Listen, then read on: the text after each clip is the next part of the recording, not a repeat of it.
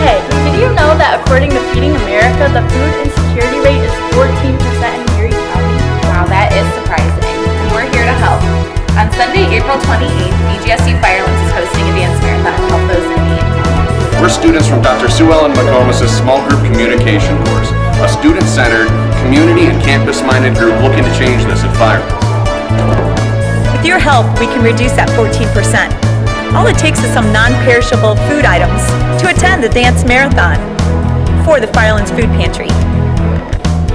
We need all the help we can get. We're hosting a raffle, so the more food you bring in, the more tickets you're going to receive. It'll increase your chances of winning some awesome prizes. As fellow college students, we know what it's like to be hungry. That's why free pizza is being served. Also, it's an informal dance, so wear whatever's comfortable. All you need is regular shoes. You can even wear socks. Remember, the dance starts at 4:30. See you at the dance!